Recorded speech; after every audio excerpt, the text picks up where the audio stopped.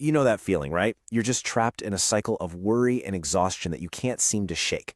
Well, in this explainer, we're going to break down some simple but really powerful ways to finally break that cycle, get your energy back, and just take back control of your life. So let's dive right in.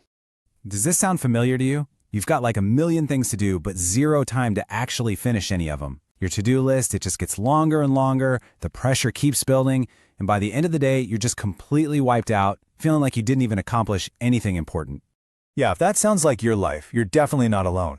And hey, it's not some kind of personal failing. You're probably just stuck in what's called the worry-fatigue cycle. It's a simple, but man, it is a vicious loop. See, when you get tired, worry just loves to creep in. And all that worry, all that constant mental stress, it's exhausting. It just drains your energy, which, you guessed it, makes you even more tired. So the big question is, how do we get out of this thing? Well, the first secret is a little counterintuitive. It's not about working harder so you can earn a rest. No. It's about resting before you even feel tired. This is the secret of what we'll call proactive rest. Now, to really get this, let me ask you a quick question. What do you think is the hardest working muscle in your entire body? I mean, this thing works 24/7, from the moment you're born to your very last breath. Yep, of course, it's your heart.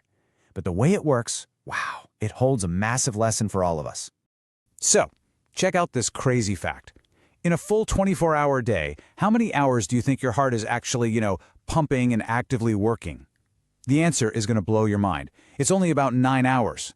Which means, for the other 15 hours of the day, your heart is actually resting. How does it do that? It's incredible. It rests in those tiny little pauses between each and every beat. It never works itself to the point of exhaustion because rest is literally built right into its workflow.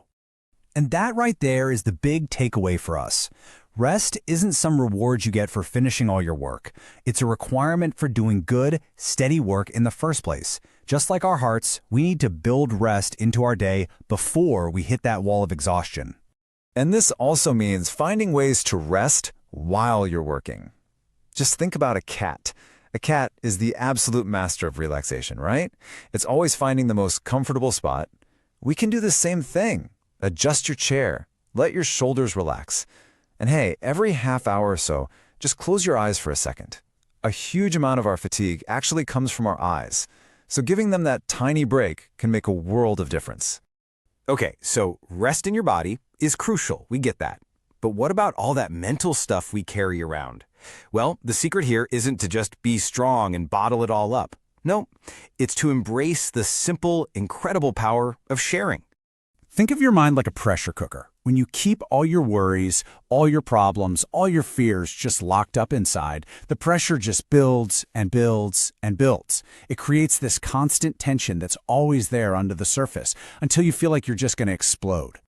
So what's the fix? You've got to release that valve. When you hold it all in, the pressure builds, the worry gets worse, and the fatigue sets in hard. But when you just talk to someone, a friend you trust, your partner, someone in your family, you let that pressure out. You start to see things more clearly, you get a fresh perspective, and you remember you're not going through it alone. And hey, even if you feel like you have nobody, just sharing those problems with a higher power can give you that exact same sense of relief. All right, we've talked about physical rest and mental rest. Now let's get super practical with 4 simple habits that can literally eliminate worry and fatigue from how you work. This comes from this amazing story. There's this guy, he's completely overwhelmed with work, always worried, always tired. So he goes to a doctor for help. He sits down in the office, but before he can even get a word out about his problem, the doctor starts getting one urgent phone call after another. So for 10 minutes, the guy just sits there and watches. And in those 10 minutes, without saying a single word, he finds his cure. He notices 4 things. First, the doctor's desk is totally clear, except for the one single file he's working on. Then, he sees the doctor handle calls based on their priority, tackling the most important stuff first. Next, he realizes that as soon as the doctor has enough facts, bam, he makes a decision right then and there. No procrastinating. And finally, he sees how the doctor organizes, delegates, and supervises instead of trying to do everything himself. The man left the office without any medicine because he finally got it. He realized the truth in this quote. His problem wasn't the amount of work he had. It was the disorganized, cluttered, unfocused way he was doing it. Those 4 habits he just saw, That was the only prescription he needed. And this all really leads us to our final and maybe the most powerful idea that ties this whole thing together. It's a simple mantra that can totally change your productivity and your peace of mind. It's the power of doing just one thing at a time. To explain this, let's use a kind of funny analogy. Imagine a king who has 250 wives. I mean, a lot of people struggle with just one wife. So how on earth could a king possibly manage 250? Well, the secret is actually surprisingly simple. So here's the principle.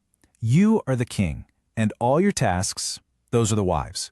The secret is that when the king is with one wife, his mind, his words, his thoughts, everything is 100% dedicated to her. He completely forgets the other 249 even exist.